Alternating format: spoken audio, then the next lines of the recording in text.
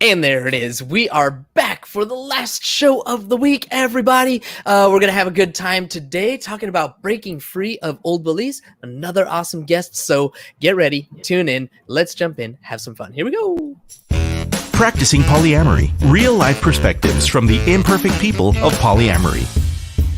The mission of the Practicing Polyamory podcast is to provide a platform for all of the real-life, flawed humans that practice polyamory so that we might all learn from one another and grow as a community. Enjoy the show. All right. Welcome, everybody, to this beautiful day. Before we jump in and chat with today's awesome guest, I want to quickly remind everybody that we do 3 live shows every week, which means lots of opportunity for you all to ask questions. If there's a topic that you'd like to hear discussed on the show, slide into my DMs or comment while we're live. Follow the show on all social media platforms at Practicing Polya. Let me know what you want us to talk about. And as always, as a reminder, if you are listening to this podcast, you are a welcome guest to be on the show. We are here to share our imperfect stories. I want to get as many voices as possible to speak here because I know that the more stories we hear, the more others will see us in themselves, and the more representation we have, the more we can strengthen our community. So go to practicingpolyamory.com and sign up today. All right, everybody, that is my daily spiel. And now, ladies and gentlemen, the best part of the show, introducing our awesome guest. You know what I love about the sunrise? It is the start of a new day and a fresh beginning, and new opportunities abound. Our guest today wants to help you get a fresh start, and she specializes in helping folks who have experienced trauma get unstuck so that they can live a more fulfilled and authentic life. Sometimes, a lot of times, a person needs a therapist to help them get through. Sometimes a person can't articulate their needs with words, but can express themselves better through art. And other times, a person needs a coach to get to the next level of growth and not a therapist at all. Today's guest can help no matter which of those boxes you might check. And with decades of experience under her belt, our guest can help you clear away that old dark stuff that's lingering in your life and break through the horizon with new light and invigoration. If you want to be a trauma-clearing, vision-realizing, transformational badass, tune in to learn more about how our guest can help you.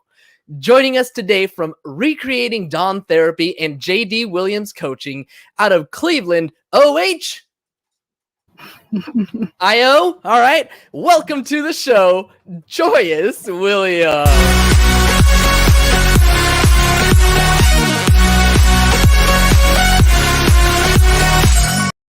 Okay, from Ohio, not a Buckeyes fan. That's cool. Yeah, I know. I was like, oh, crap. What am I supposed to do here? That's fine. That's easy. Yeah. Joy, welcome to the show. Thank you so much for spending some time today. Let's just jump right in and let's start with a little bit about you. Tell me about your decades of experience. Where do you come from? And what down the path that leads you to this podcast? Yeah, well, first of all, thank you for the introduction. I think that's the best introduction I've ever had. So, well, thank you. My one skill. It's a good one. So yeah, I'm originally from Wisconsin, hence the fellow Ohioans. I'm a Badgers girl. I graduated my undergrad in South Carolina, and I moved to Arizona, where I went to grad school for counseling and art therapy. So I have kind of lived all over the U.S. And so I worked in a psychosocial rehabilitation for folks with serious mental illness in Arizona.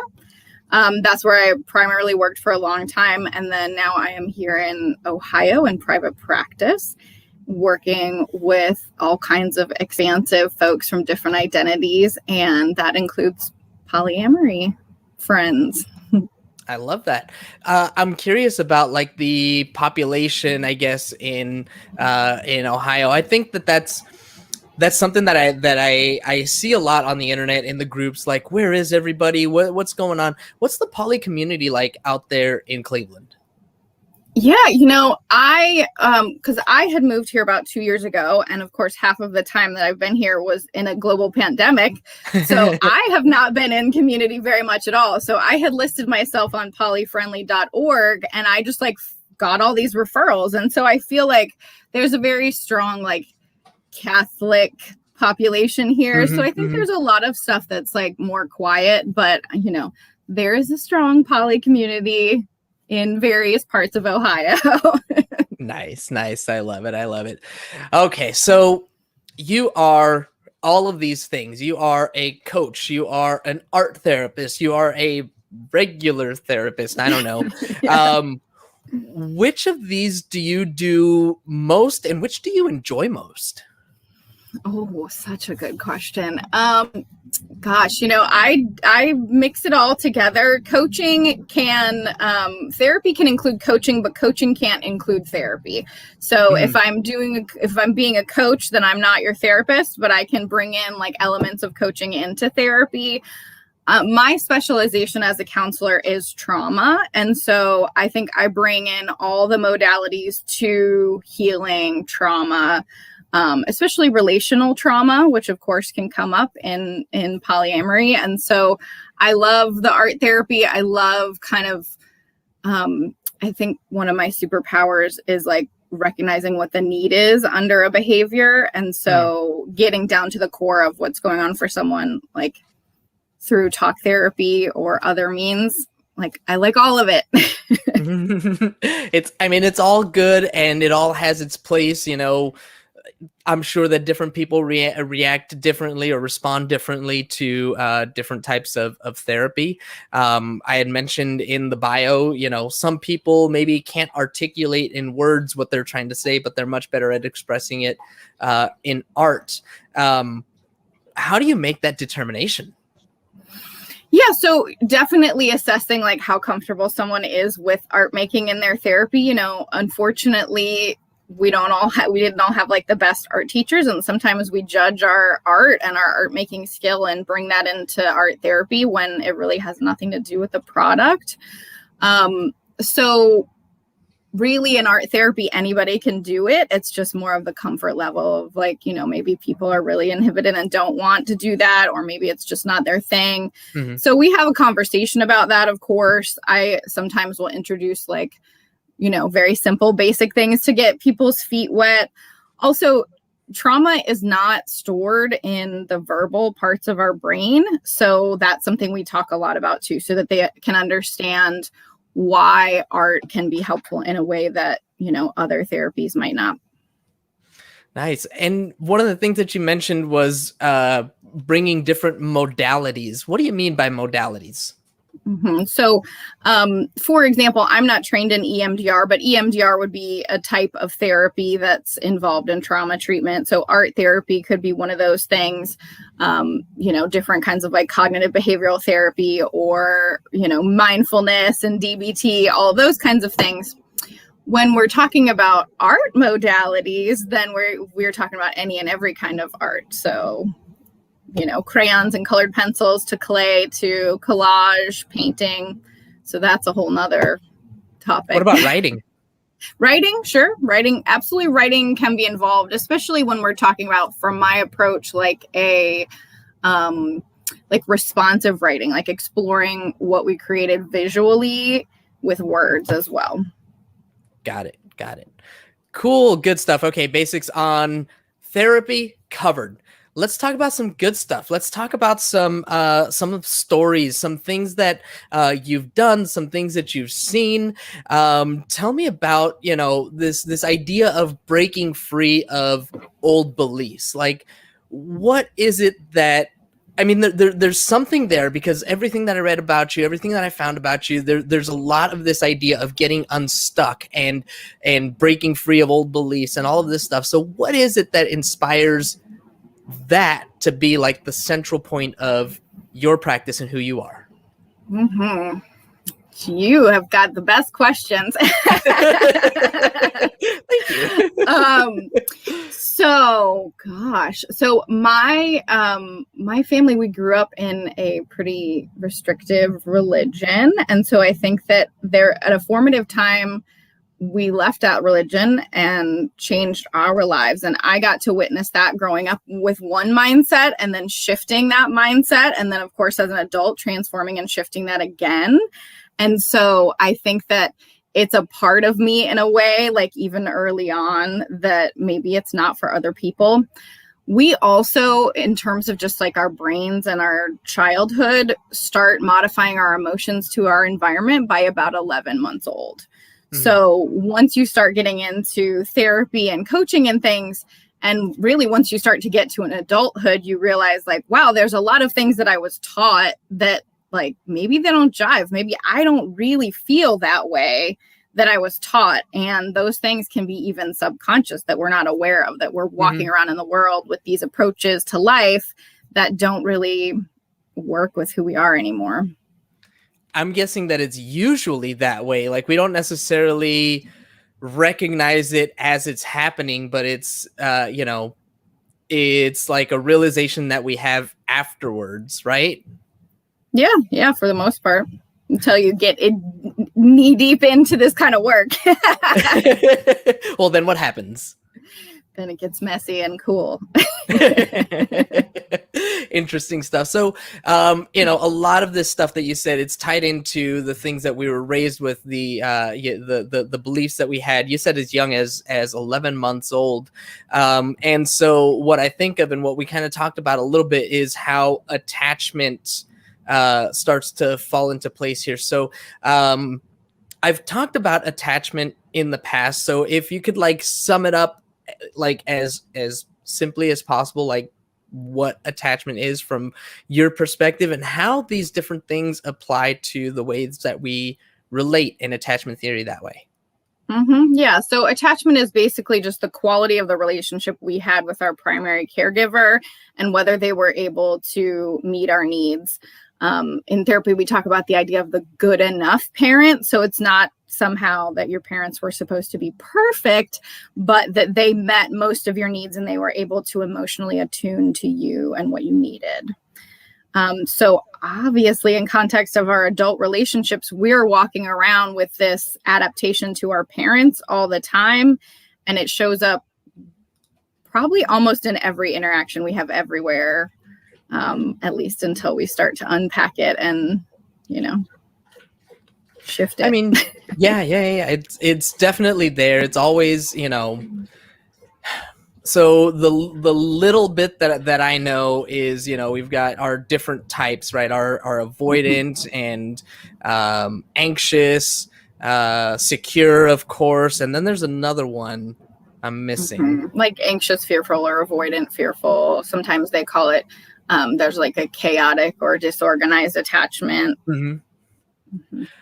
Got it. So what is it about attachment? Like, I guess, how do you apply it in your practice when it comes to helping people break free of these old beliefs? Like, once we're able to recognize what our attachment styles are, does that somehow make it easier to change things?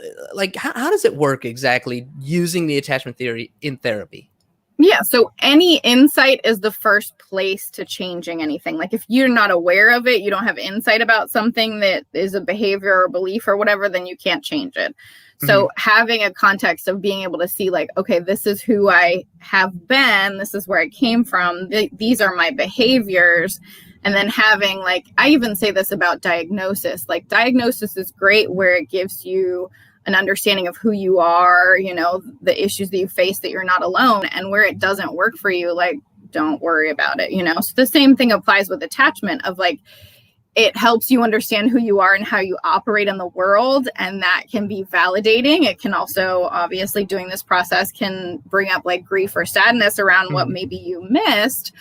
But ultimately, that does allow you to shift how you're showing up in your relationships in the present. Like that awareness, the awareness of your partner or multiple partners, attachment styles, and then like how you build secure attachment in the now.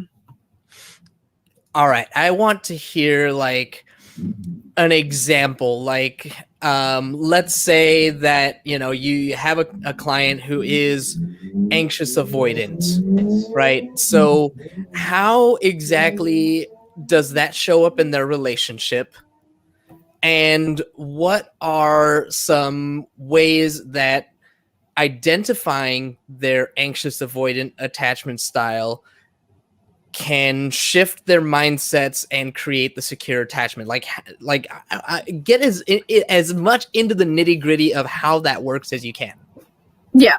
So I'm actually going to break it out for you a little bit, and I'm going to give you one partner who is anxious and one partner who is avoidant. Okay. Because that can be a dance that a lot of folks get into. And an anxious attachment partner is sort of fearful around like their needs being met. Like they're the pursuer in the relationship. They're the one who wants to spend more quality time. They're the one who needs lots of affirmation. They could probably spend 24/7 with you and like maybe they'd be satisfied, but they need that. It feels like for the avoidant person, then that might feel needy, right? Of like, got it. Ooh, right. And the avoidant person is more like shut down from their emotions. Like, I don't need anyone.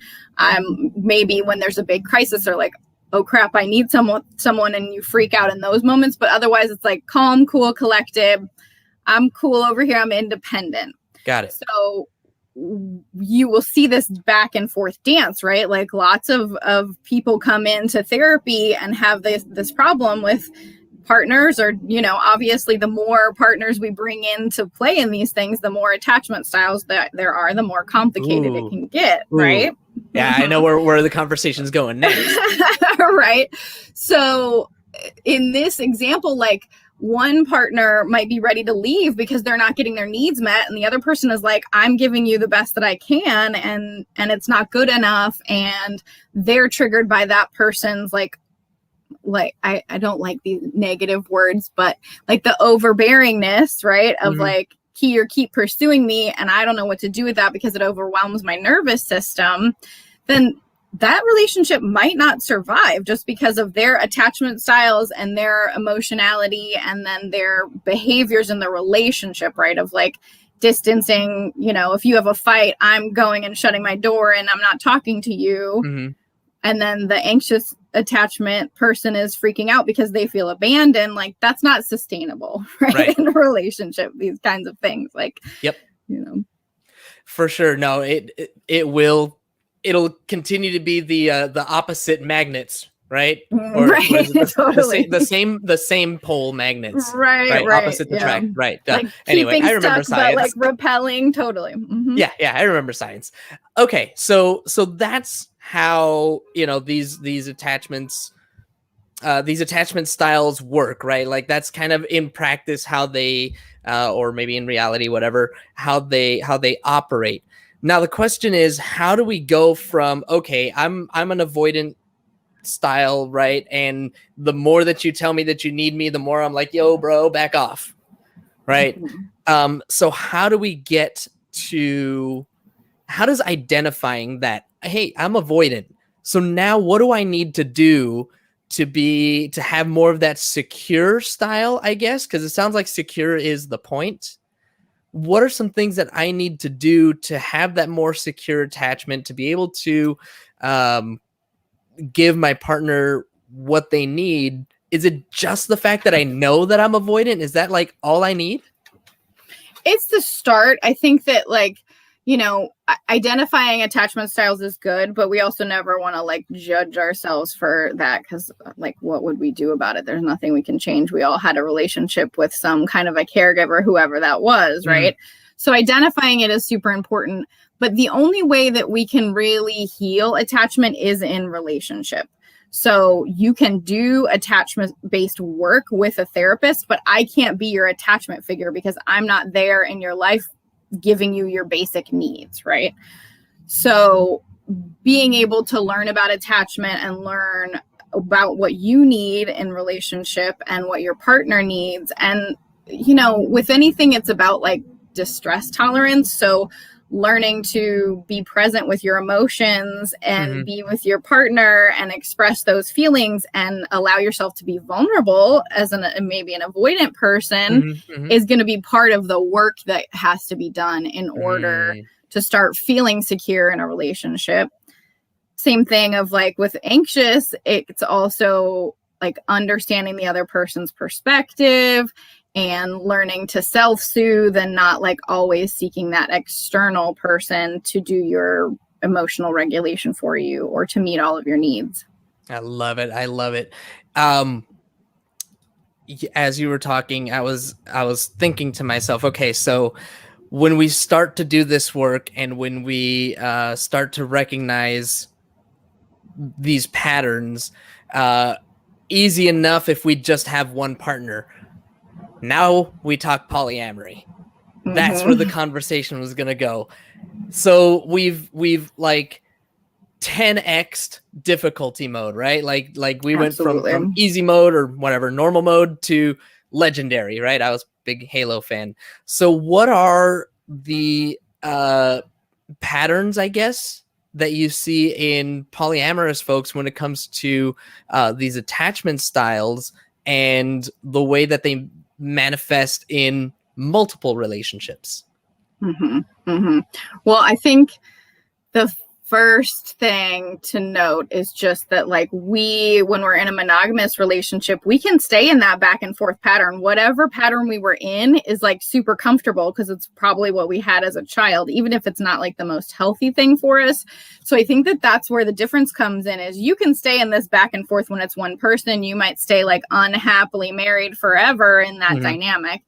And you're not even aware of it. You're not paying attention to it. It doesn't affect you that much. It can be swept under the rug. But then when you add another partner in, I think that we, with jealousy and stuff, it's like, oh, it's easy to say like, oh, that's just being jealous, right? But honestly, I think that that's the biggest thing people don't expect when they go into being poly is your attachment wounds, if you have them, are going to be triggered. That might show up as jealousy or things that, or emotional reactivity and like, I don't know why I'm reacting this way, right? And it's like, wait a minute, let's not just assume that you're being jealous and you need to evolve. Let's wonder, like, what is it that actually is a core belief about yourself or your relationships or your value in relationships or your safety in relationships that is being triggered. And so, really, that's where the therapy and some of that stuff comes in. That's where a lot of people come to me, right? Of like, I started doing this and now everything is overwhelming and stressful, and like, help me figure it out. help. Right. When someone comes to you asking for help, what do you take into consideration when helping them decide if they want therapy or if they need therapy or if they need coaching? My guess, and tell me if I'm wrong here, that you don't so much talk about attachment theory in coaching because that seems more like a therapy thing to me. So what are the considerations? What kinds of things do you go through to determine whether they are coaching clients or therapy clients? It's a really fine line, especially when we're talking about poly, because a lot of folks come to therapy or any service as it relates to poly focused on what's going on with poly. In traditional mental health counseling, it's focused on treating a mental illness, a diagnosis, right? And so that's not something that's relevant to being poly. In terms of just the difference between where like my line would be is it's really about kind of like functioning level and assessing like, if there's something more going on that affects your ability to function, your ability to take care of yourself, things like that, we're going to definitely be in therapy. If there's a major risk of harm, obviously those are things that are absolutely therapy. I think that it's important to have had some kind of therapy, at least, if you're going to dive deep with me in coaching, then having told someone your stories and your life is really important. Like, I think that you need to be able to air out your stories before you can just start to like pick them apart and reshuffle them in your mind. So it sounds like, and tell me if I'm wrong again, it sounds like you're saying that before doing coaching, people should probably go through therapy just to kind of pave the way. Yeah, I mean, not everyone feels that way. There's a lot of stigma around therapy for sure. Right. And obviously, especially when we're talking about and when we're talking about diverse communities and poly being one of those, that it's also hard to find competent professionals that, believe that ethical non-monogamy is an acceptable lifestyle. And so that's hard too. So But yeah, generally, I think, I'm like, wave the flags for therapy. Everybody needs therapy. There's nothing wrong with therapy. Therapy's a good thing. Yes, absolutely. 100%. Therapy is good. Everybody, I'm happy that I'm finally doing it myself. Okay, one more question before we start to wrap up here. This one is about you personally, just because you brought it up, and I was really interested to hear what you were going to say about it. So when it comes to your poly experience, you had this term. I'm not even going to spoil it. I'm going to let you go ahead and talk about it. Tell me what this term is and what it means to you, how you got there. Yeah, totally. So I dabbled several years ago with poly. I am currently a monogamous relationship, marriage. And, if you've ever read or anybody's read Polysecure, I feel pretty polysaturated in terms of like, I have a family and a life, and I also have all of my clients and all of their partners and their metamors. And so I feel pretty polysaturated personally by all of that. And I think I really see relationship from Kim Tallbear talks about the idea of relational multiplicity. And I really like that, right? Because our society is so focused on like sexual relationships or romantic relationships as like the pinnacle of what is the highest, best relationship.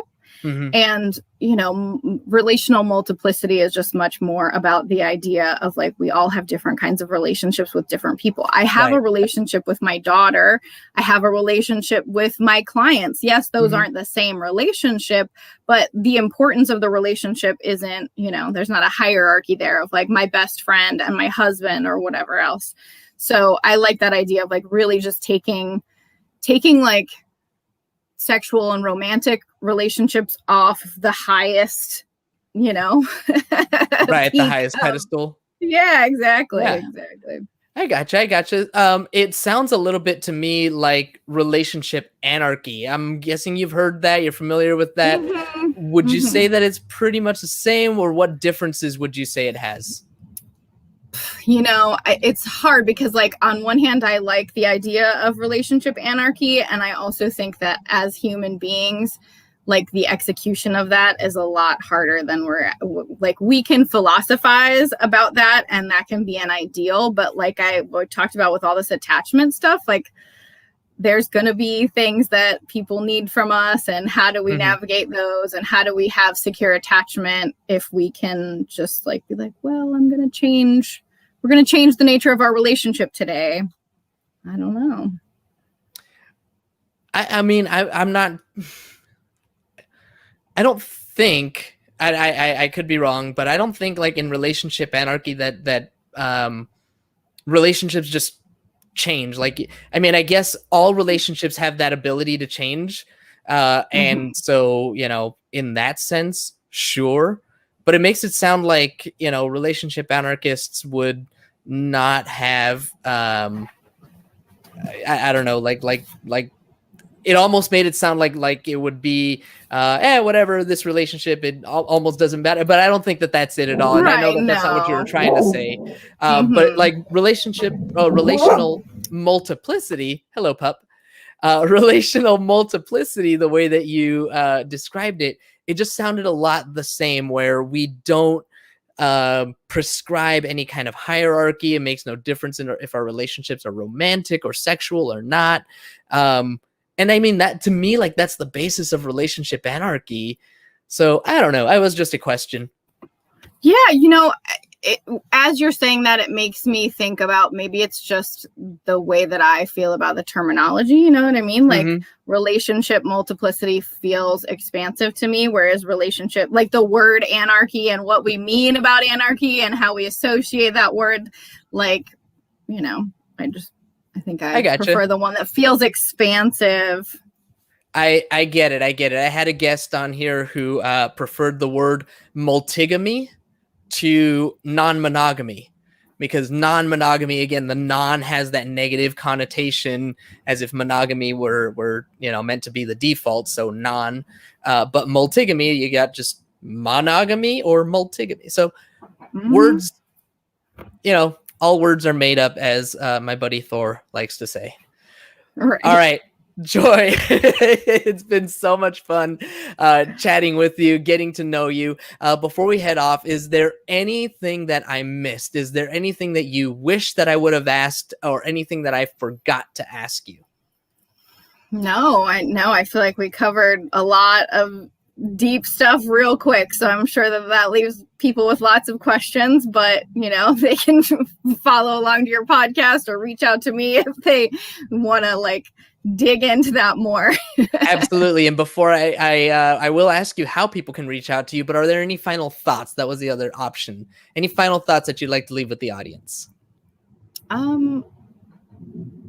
don't think so. I just think right back to there's no shame in seeking help and therapy. And if you're new to poly, or you have new relationships and you're having different reactions that you didn't have before, not to judge them, but to seek help to explore those in a non-judgmental and supportive way, whether that is with a coach or a therapist.